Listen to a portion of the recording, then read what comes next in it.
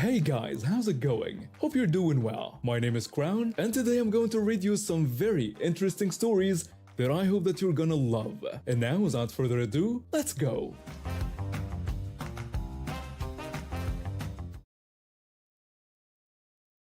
I need to get this off my chest after what happened last weekend. I've been working at the same bookstore for almost 5 years now. It's a small independent shop in a touristy part of town, and I love it. The owner is great, my co-workers are awesome, and I get to be surrounded by books all day. Last Saturday started like any other weekend shift. I opened the store at 9 a.m., arranged the new releases display, and prepared for the usual weekend rush. My manager had called in sick, so I was the most senior employee on duty. Around noon, this lady walked in. From the second she entered, something felt off. She was dressed way too formally for a casual bookstore visit, with heels that clicked loudly on our wooden floors. I'll call her Karen, cause that's exactly who she was. I was helping another customer find a cookbook when Karen walked up to me. She told me to gift wrap her book immediately because she was in a hurry. I noticed she thrust a book at me that still had our security tag on it.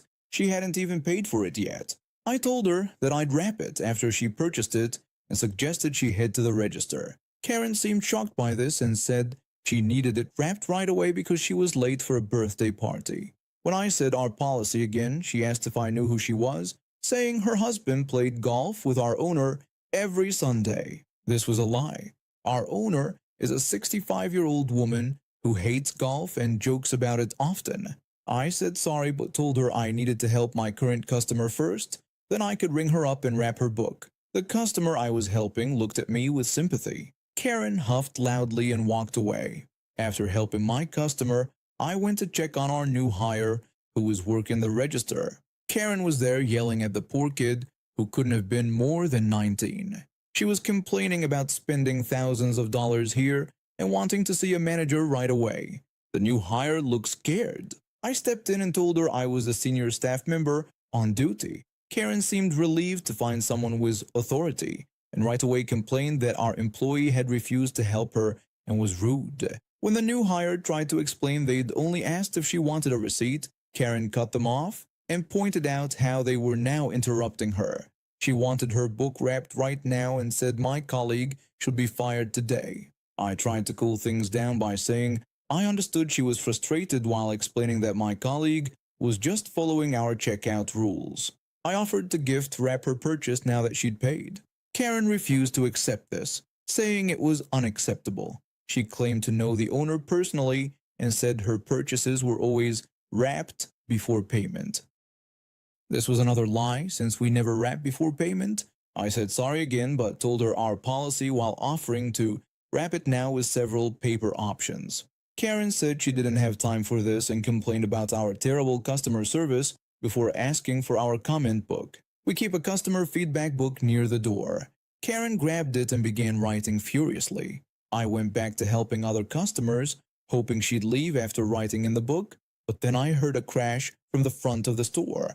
Karen had knocked over our display of local author books on purpose. Books were scattered everywhere, and she was standing there with a smug look on her face. She joked about how clumsy she was. That was it. I stayed professional until now, but this crossed the line. I told her she needed to leave the store right now. Karen couldn't believe it, arguing that I couldn't kick her out because she was a paying customer. I told her that I could ask her to leave because she had messed up our business and damaged our property. I asked that she leave now, or I would call security. Karen threatened me then, saying I had no idea who I was messing with and that she would have my job.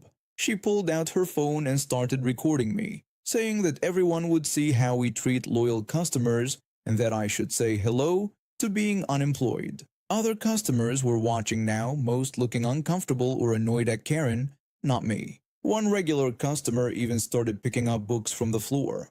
I warned Karen that recording wasn't allowed in the store without permission and gave her one last warning before I would call security. She actually dared me to call them, saying she'd have the whole place shut down by Monday. So I did.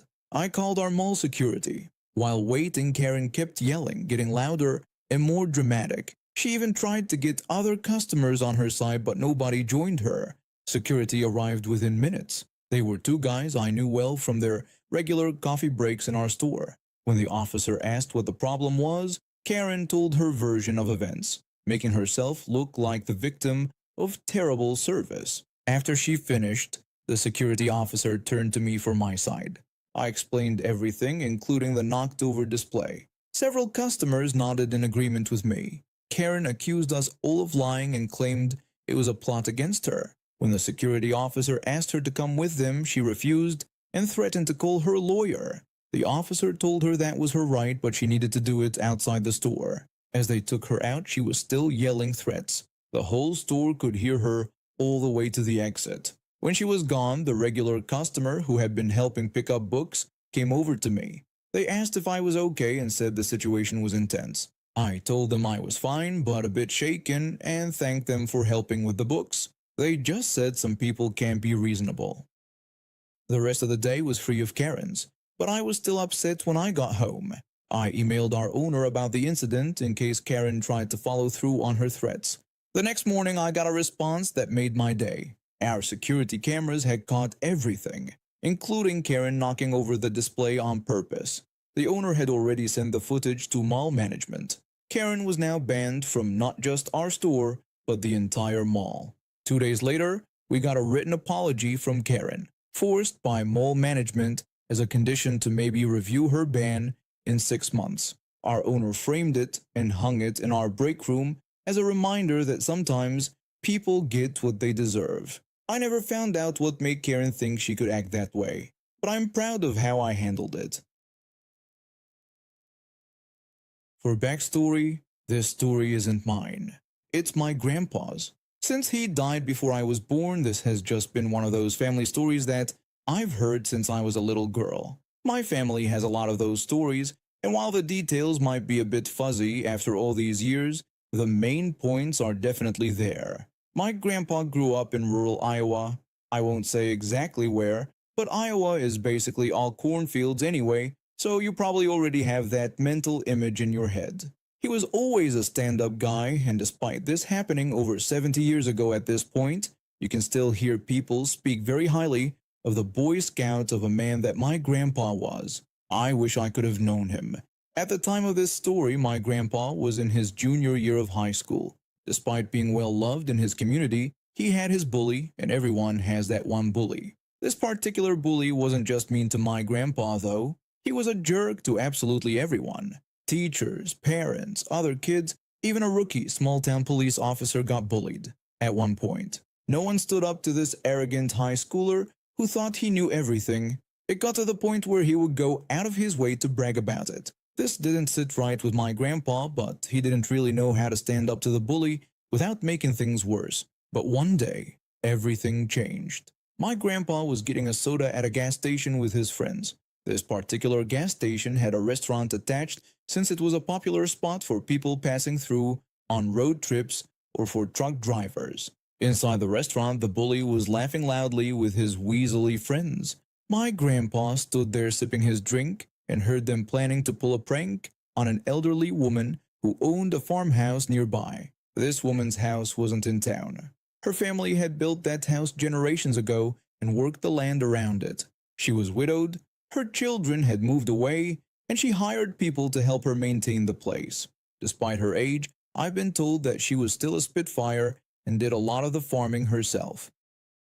The main limitation with her health was heavy lifting. Anyway, back to the supposed prank. This woman didn't have indoor plumbing, which meant that she got water from a spigot near her house and used an outhouse instead of a bathroom like we have today. For those of you who aren't familiar with how Iowa farm outhouses work, it's basically a big pit in the ground that someone digs, and then they put a wooden shack on top of it. The shack has a seat with a hole in it for a person to relieve themselves. The bullies were planning to wait until the dead of night so they could tip the outhouse over. When my grandpa heard this, he asked his friends if they had heard the plan too. His friends said they had and commented that it wasn't a prank at all, just plain meanness. My grandpa pointed out that the elderly woman wouldn't be able to lift the outhouse back up herself, and she wouldn't have anywhere to go when she needed to use the bathroom. One of his friends suggested they should warn her about what was being planned. My grandpa was furious. He had worked for her during previous summers and knew that she was a strict but kind woman who didn't deserve to be treated like that. When your only outhouse is tipped over and you need to go, there's no way you're going to be able to lift it back up, and there's no safe way to crouch next to the hole without risking falling in. So my grandpa did the right thing and went with his friends to tell the old lady what was being planned.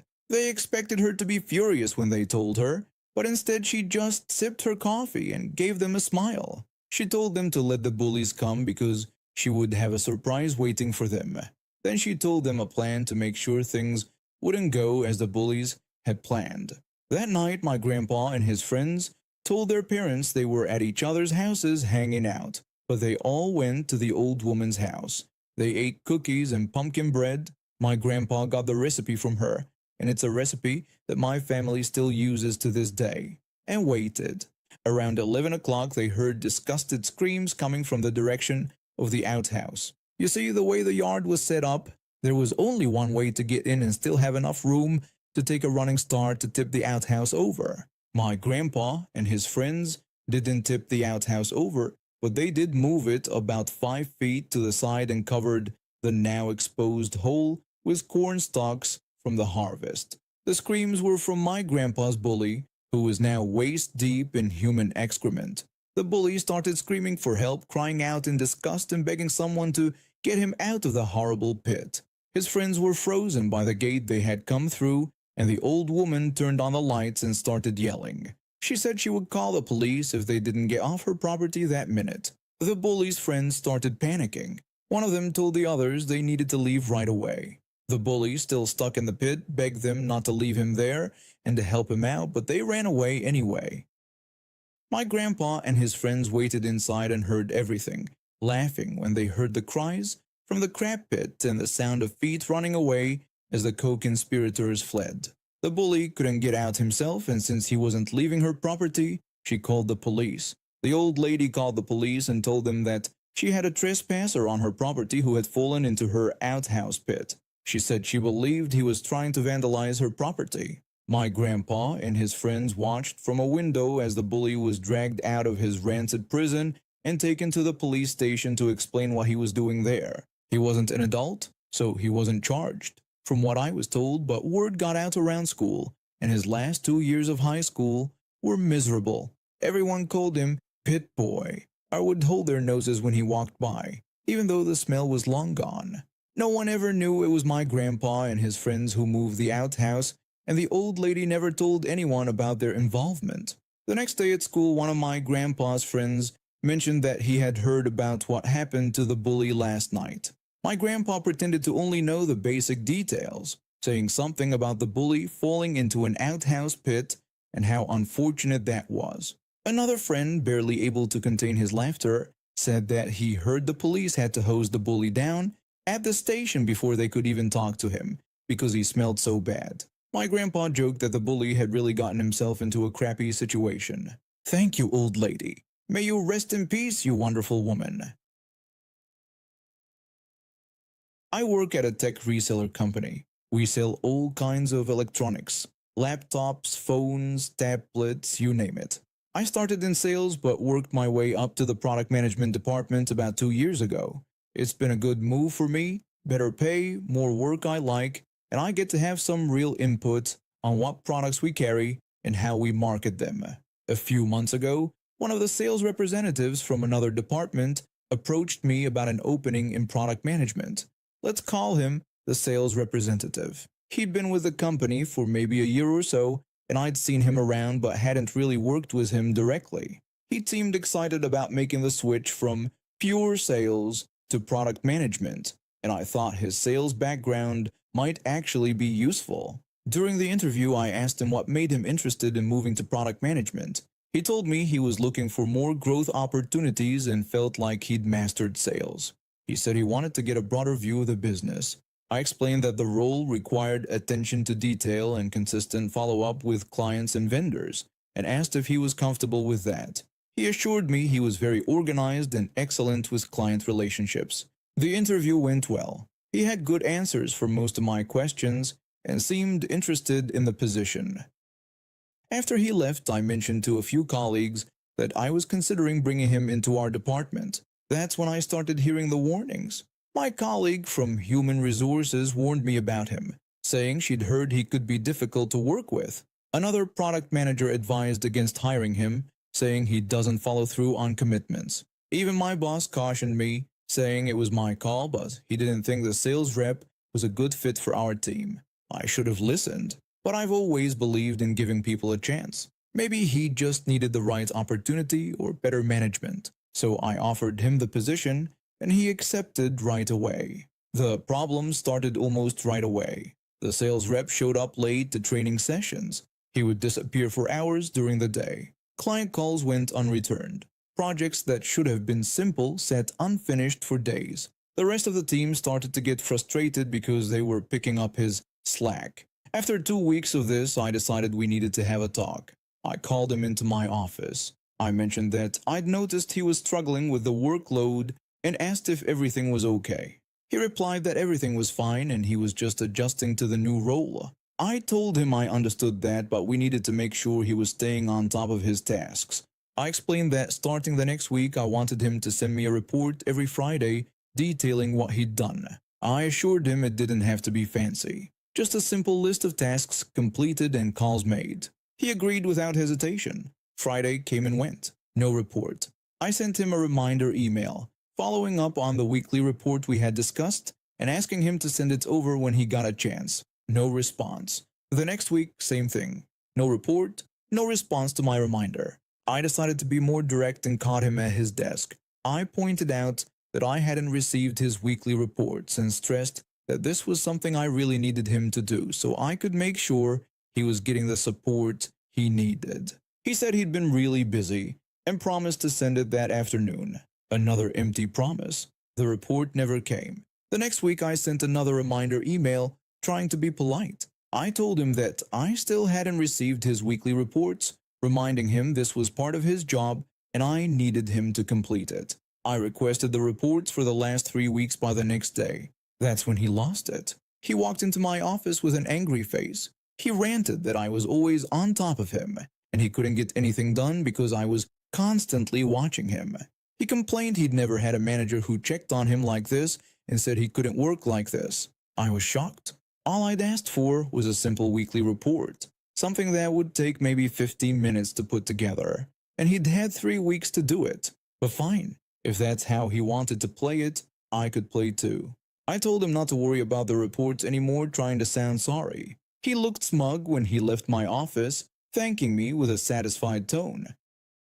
Little did he know what was coming next. I canceled our weekly one-on-one meetings. I removed him from team meetings. When he sent emails asking questions, I gave small responses or none at all. When colleagues asked about him, I simply said he liked to work by himself. The funny thing was, I wasn't even his direct manager. He reported to someone else in the department. But I was the one who had hired him and was supposed to be helping him join the team. Since he didn't want my help, he got nothing from me at all. 2 more weeks went by. The sales rep seemed to think he'd won some sort of victory. He kept doing the bare minimum, sometimes less than that. He'd spend hours on his phone. He'd take 2-hour lunches. Client complaints about unreturned calls started to pile up. Then came the quarterly review. All employees were checked on their performance, calls made, deals closed, projects completed. The sales rep had basically nothing to show for his time in the department. His performance was so bad it couldn't be ignored, even by his actual manager who had been fairly hands-off. I was in the room when he got the news. His manager told him that his performance didn't meet the basic requirements for the position. The manager pointed out that he hadn't closed a single deal, his client communication was almost non-existent, and he'd completed none of his assigned projects. The manager said they would have to let him go. The sales rep was mad, saying that this was unfair and nobody had told him he wasn't meeting expectations. He looked at me, clearly expecting me to defend him.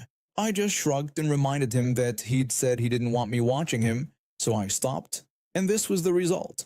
The sales rep was walked out that day. He hadn't even lasted 2 months in the department. I later heard he tried to file a complaint with Human Resources, claiming he was set up to fail. They didn't take it seriously, given all the proof of his poor performance. I'm in a silent battle over temperature control. Let me tell you about my living situation that turned into a thermostat war. I share a 5-bedroom house with 4 other small families. My neighbors across the hall are from a Spanish-speaking country, and the language barrier is significant. They barely speak English, and my Spanish is limited to ordering tacos and asking where the bathroom is. Not exactly the foundation for talks about home climate control. This house was built in 2015, but whoever designed it didn't prioritize ventilation. The air barely moves between rooms or floors. To make matters worse, the heating and air system doesn't have separate thermometers in each room. Instead, there's just one thermostat in the hallway that my neighbors and I share. That hallway thermostat typically reads about 68 degrees Fahrenheit, which sounds reasonable, right?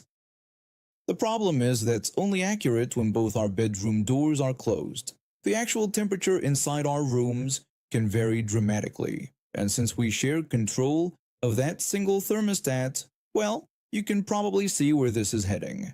Our landlord has a simple rule: keep the thermostat above 60 degrees Fahrenheit when it's colder than that outside. Seems straightforward: open a window when it's hot, close it when it's cold. Since my desk sits right next to both our windows, managing this has mainly fallen to me. Both my roommate and I avoid conflict, so we never discussed the temperature situation face to face with our neighbors or even through text. But every so often we'd notice our room was too hot or freezing cold. Every time we checked the thermostat, it had been set to either 80 degrees or 50 degrees. Each time we'd reset it to more reasonable settings, heat to around 64 degrees and cooling to about 70 degrees. But this middle ground wasn't good enough for our neighbors. For the past month, they've set the thermostat back to 50 degrees, even when the outside temperature dropped below 40 degrees. Until yesterday, the air conditioning wasn't even running. The air blowing through our vents was cold because most of our heating and air system is in an uninsulated garage. Our landlord, who also doesn't speak Spanish, told us this and thought we would pass it along to our neighbors. We didn't because of the language barrier.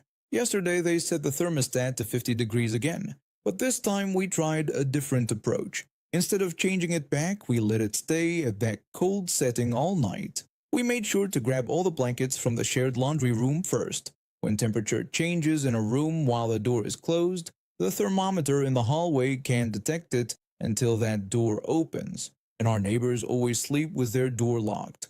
So all night long the system was blasting ice-cold air directly into their bedroom while they slept. I asked my roommate if they had grabbed those extra blankets from the laundry room. My roommate said they had taken all 4 blankets and said our neighbors would likely freeze tonight. I told them I almost felt bad about our plan. My roommate said that after a month of this I shouldn't feel guilty, and this might teach our neighbors how thermostats work. When we woke up the next morning, we saw the thermostat had been changed to a setting between 66 and 70 degrees. Sweet victory. I told my roommate that our neighbors had finally set the thermostat to a normal temperature.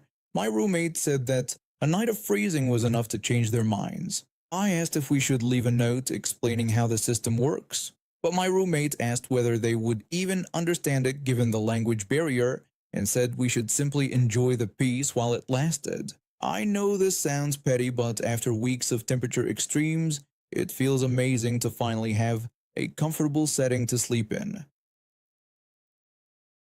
And now we have reached the end of today's stories. Thank you for watching, and see you next time.